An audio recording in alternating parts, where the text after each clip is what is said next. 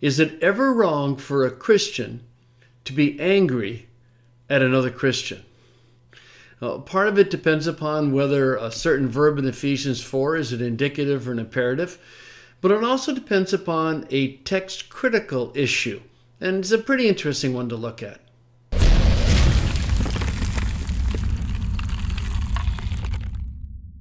Well, part of the answer comes out of Ephesians 4:26, and what's interesting is that you have a Greek verbal form that can be either indicative or imperative. Very rarely does that happen in Greek, but it does here. It's orgizeste, and the NIV treats it as an indicative, and it says, in your anger, do not sin. Well, how do you not sin? Well, you don't let the sun go down on your anger. It's interesting that in the ESV, we treated it as an indicative. Be angry and do not sin. So this is an interpretive decision whether you think the verb is an indicative or an imperative. And like I said, this would be the main passage we'd want to look at. But there is another passage that's very interesting, as I said, that involves text criticism. It's in the Sermon on the Mount, and it's Matthew 5:22. And our critical text says, but I say to you that each of the one who's being angry, so substantive participle, every individual who is angry with his brother is liable to judgment. And we should mention here just real briefly, notice that we're not talking about how we relate as Christians, how we relate to people outside the church. Now that's a different issue. This is how do Christians relate to Christians. And is there ever anything that happens in the church, understood the church proper, where anger is the proper and righteous response? So this is how you deal with people in the church, your brother, or however you want to translate, if you want to say brother and sister.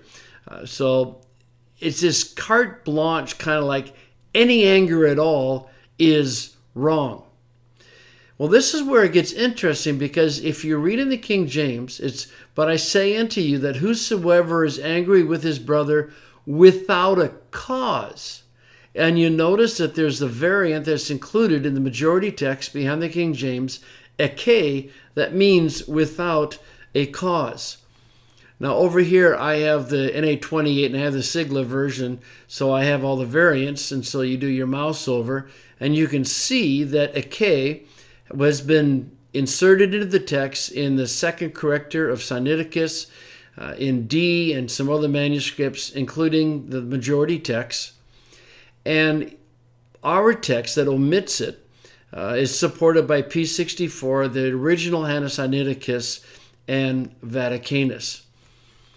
This is a very interesting question, I think, from a text critical standpoint. Is it more likely that that would have been added or it would have been inserted? And I think it clearly has to have been inserted. When you just say whoever's angry with his brother or sister, period, that is a carte blanche prohibition against anger. Well, it's interesting that Jesus did get angry, didn't he? In the case of Mark 3:5, he's not dealing with other disciples, he's dealing with the Pharisees, but he does say, and after looking around at them in anger, so Jesus did respond in anger. It was the right and the appropriate thing to do. The text doesn't actually say that Jesus was angry when he cleansed the temple. Probably was, but it doesn't say it. And there's that difficult passage in Mark 1 where when the leper and Jesus are talking to each other, and it says Jesus either says he got angry and probably would have gotten angry at the fact that sin had corrupted his perfect world and leprosy was even there. Or you can take the other translation was he had compassion on the leper. So there are passages that deal with the issue, but what I like about the Matthew 5:22 passage is it's a good example of text criticism.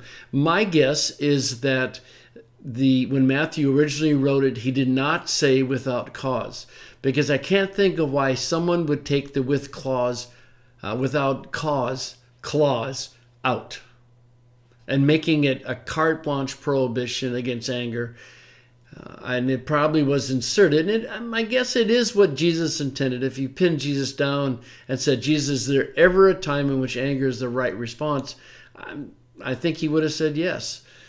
So I think the scribe is just trying to give a little clarity and help us understand the meaning of the passage. But it's an interesting question, isn't it? You know, there's a lot of stuff that happens in the church, and I don't know if you're familiar with enough of the inner workings of the church, but I've often said that slander is the native tongue of the church, and unfortunately it is. I hear a never-ending story of people assassinating other people's reputation with slander, and it's just vile, and it's destructive, and it's demeaning. I hear of senior pastors who think they're God's anointed, and they can't do that. And anger is not necessarily a wrong response. I know of many groups of elders that are grossly unqualified and are just out for power. And sometimes the right response is anger, because the anger, if you treat it properly, will move you to do something. It will actually give you the energy to confront that gossip person, or confront the pastor, or confront the elders. And so I think that's the anger, when it's justified and when it's righteous, is okay. But that's not really the point. The point is, here's a passage in which the text critical issue helps us understand an ethical issue. And so if we are angry with our brother and sister without cause, then we will in fact be liable to judgment. But the question is, does that leave the door open for a proper, righteous kind of anger? Interesting question, whether I'm right or wrong, or if you agree with me or not.